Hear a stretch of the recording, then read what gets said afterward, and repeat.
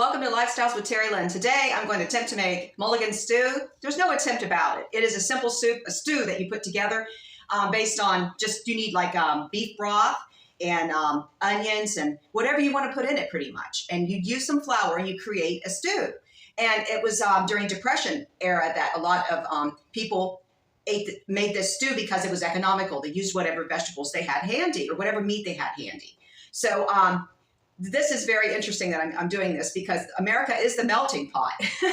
And when I think of mulligan stew, I think of the melting pot. And there's lots of ethnic vegetables you could put into it also.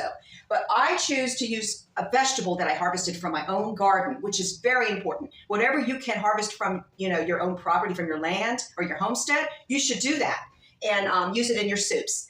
And turnips are very healthy. And I just did a harvest yesterday. Now this was from 2 weeks ago, along with another turnip that I put into some roasted vegetables with chicken.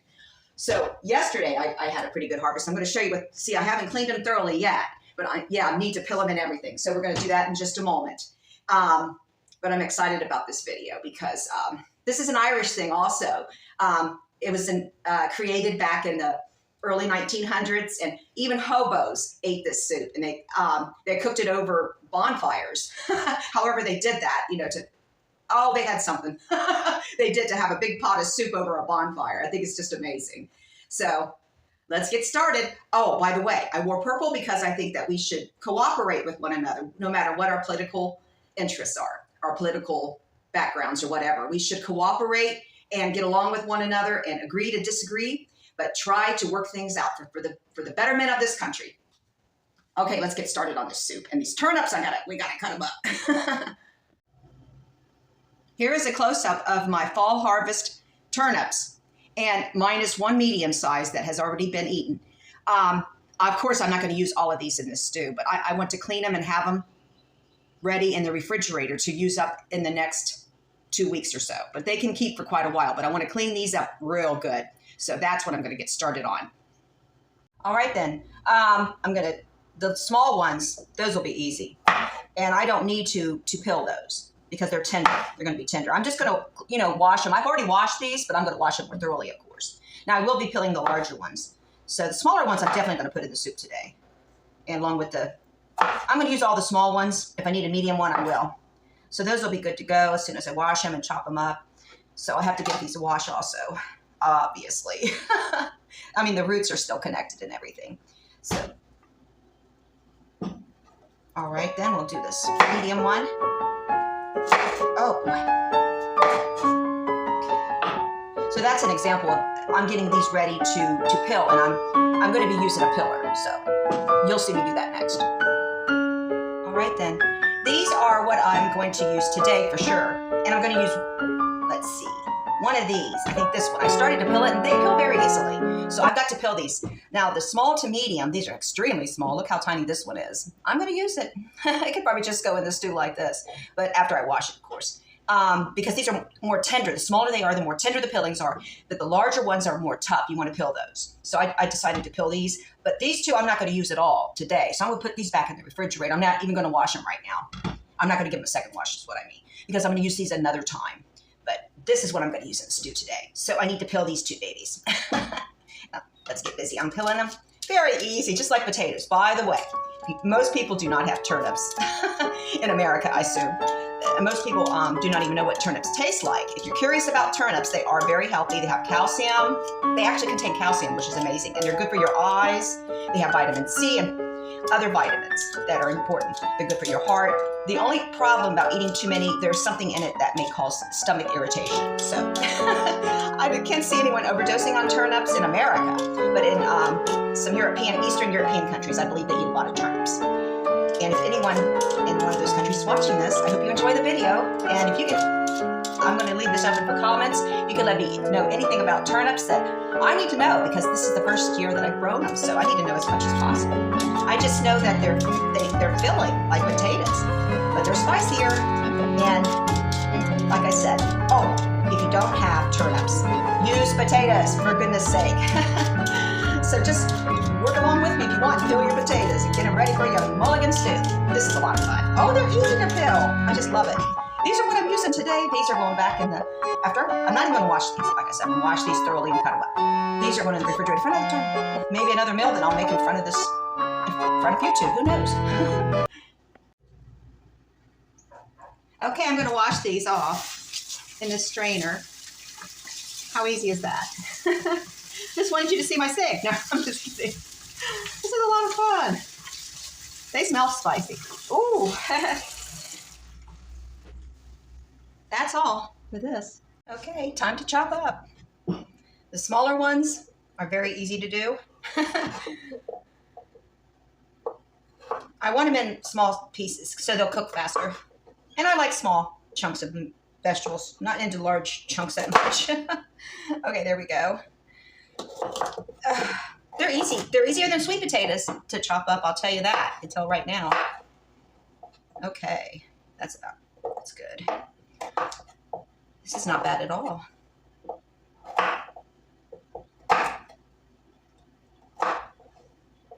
I'll continue this. As you can see, if you can see it, I have celery and onion. I'm going to be cutting that up next for the stew. All right. I have my turnips chopped up. This is what I'm going to use in the stew today. Now, this one, I don't think we need to use because I do have other vegetables, leftover vegetables to put into this, and I just remembered. So I'm going to use this within the next 2 or 3 days. I'm going to stick it in this water and put that in the refrigerator. I'm going to get that out of the way for a moment. And then I'm going to be chopping the onion and the celery next. All right, let's chop some celery.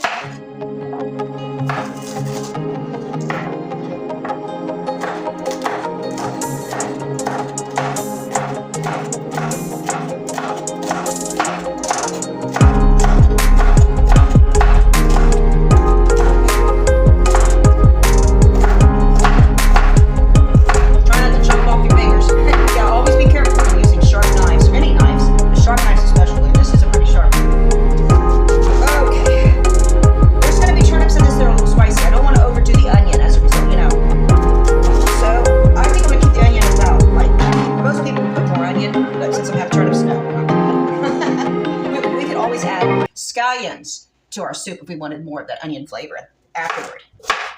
So I'll limit the onion.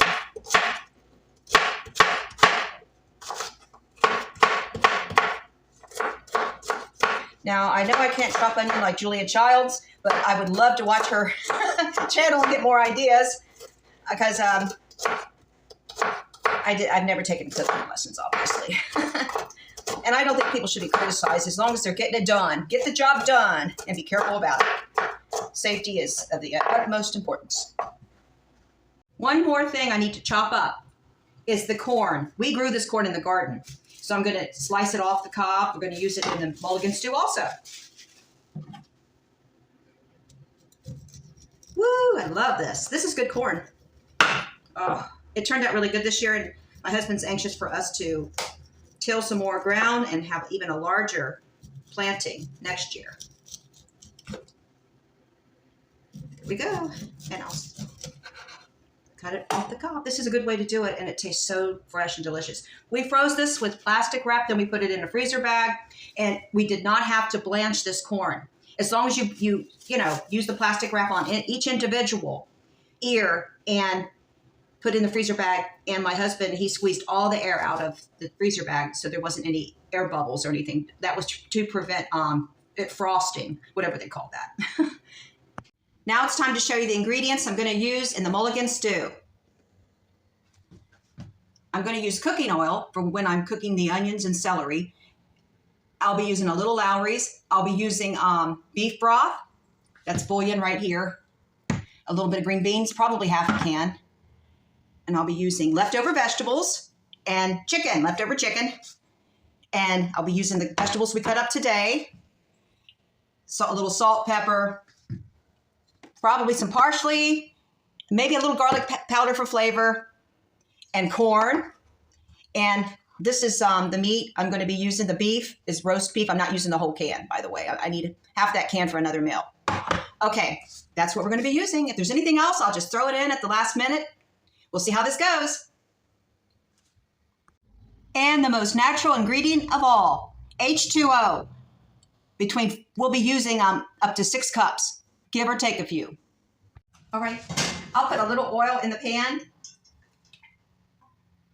to saute the onions and celery. So let's heat this up. Okay, get it heated up. And we'll be adding those. I'm sauteing the onions and celery. I had turned it down. Okay, I'm gonna turn it up. Get those babies cooking up so I can make the gravy for this. There we go, I think I got them all in there. Let's whisk in some flour.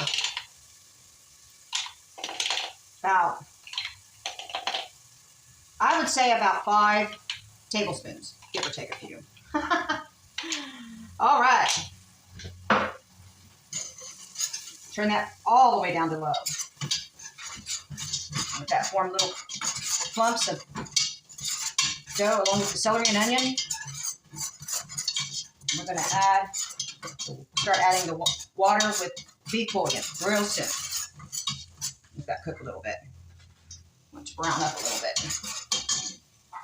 When you see it browning on the bottom, when the pan actually browns a little bit, then you know it's time to gradually add your water and whisk that flour up till you make a gravy. Yeah. And it's really thick right now. It will thin.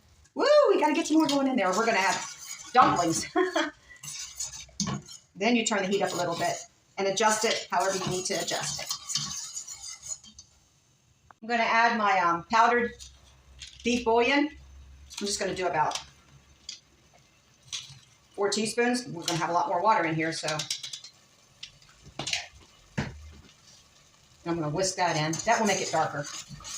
Oh, it will get darker. Okay. Woo, boy, we got more water. Got to add. Whisk away.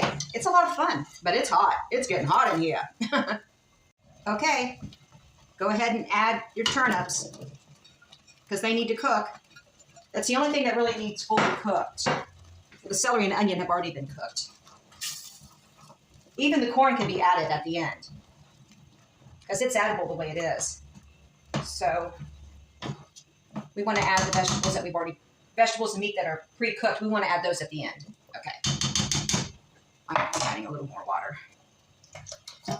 But it is a stew, so we want to keep it slightly gravy. I don't know if that's how you would pronounce that, but in the past tense. Now, if you cook fresh meat, like fresh beef, along with the onion and the celery, when you make the roux, then you do not need to add as much powdered bouillon or bouillon cubes or chicken or beef broth. That's it. You don't need to add as much because the meat itself will flavor the soup or the stew. Now, I am a flexitarian. I don't place a whole lot of importance on meat. My husband, he did not request that I go and buy a roast from Weiland's because he's very particular about his beef and he wants it to be super tender. So he said it was fine when I mentioned it to him that I can use canned beef and pre-cooked chicken. I just wanted to explain that. Yeah, if you want to make it totally from scratch, go for it. But this is semi-homemade because I'm using pre-cooked meat. All right.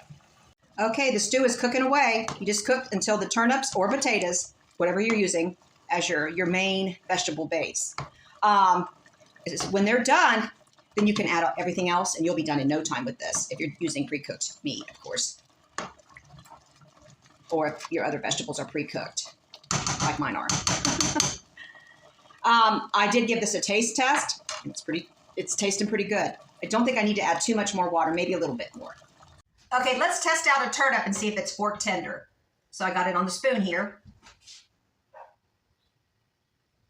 It's fork tender. Ah, that's great. The turnips are done. I think potatoes do not take quite as long. This is going very well. Now I'm just going to start adding everything else. So add whatever pre-cooked vegetables and meat you have. Oh, the beef. That's very important. So the can's already washed. I'm going to open up this can. I don't want to get it on the shirt. I'm wearing this to vote today. Okay. I'm going to add everything that's in here, but I'm not adding the whole can, but I'm going to add some of the broth is what I mean. I just need to, I'm just going to add big chunks of beef from this. Okay. I'm going to save some for a meal for my husband with asparagus. He likes beef. Okay. So I added the beef. Now I'm going to add everything that's in here, which is pre-cooked chicken thighs, some sweet potato. So I'm not going to use carrots. I've only got 2 carrots left, and I'm going to use them for a veggie plate. We got to use those soon because they're getting old. And I'm also going to be adding there are some white, whatever was left from that chicken that I cooked with the roasted vegetables. So that was white potatoes, I believe. There might even be some little pieces of green pepper. It's fine. And onion or whatever that's in here that's pre-cooked. And there's a little bit of green beans. I'm going to add more. So I'll add that to the soup, or the stew, or the stew. Right now it's a stew. But before it's over, I may turn it into a stew. My husband may want me to add more water to this. Yeah. Oh, it's looking good. This is how I envisioned it. I'll show you in just a moment. I got to add corn. Oh, let me add corn. I'm excited. I've never made this. Here's the corn I'm adding. I want to say it was fresh off the cob. Well, close enough. We froze the corn fresh off the cob. Well, oh, darn. Mishap. I got so excited. I meant to say we froze the corn fresh off the cob. And now it's in this soup, but it was frozen, but it still tastes almost like fresh corn. And it's in this stew. And it looks wonderful. I'm not going to add those green beans. I think we got enough green in here. So we'll save a can of green beans for another time for another meal. I'm just going to adjust I'm going to taste it, and I'm going to adjust the seasonings, and that's all I've got to do. It's a lot easier than I thought. I'm grinning from ear to ear because I'm excited about this Mulligan stew. I think it's going to be a favorite of ours from now on. But I'm going to give it a taste test and see what seasonings it might need.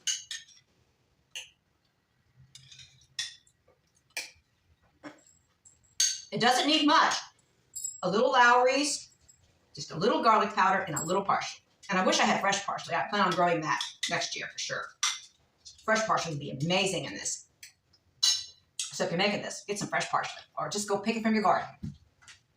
Let's add a little Lowry's. Just a little. I didn't put any salt in this because of the beef bouillon, but you might want to add a little salt. And I still might, but that was Lowry's, and I believe that has salt in it. A little parsley. Stir that up. And grab a bowl over here. Give this another taste test.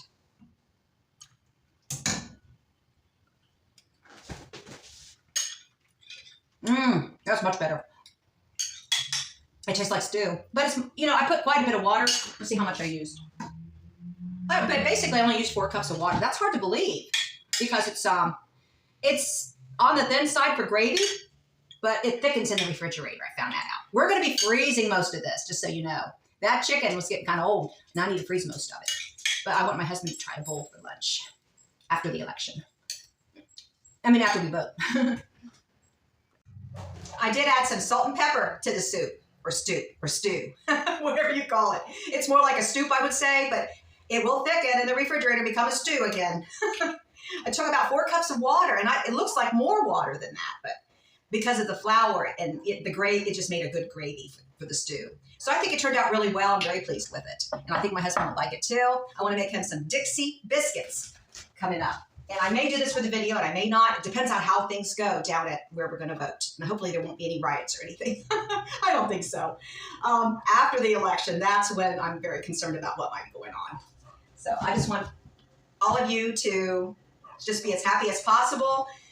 Use your heart and your mind and vote according to your strong convictions. That's all I'm going to say. Have a wonderful day. God bless each and every one of you. God bless America. Lord help us. I'll see you on the next one. Of course, good Lord willing.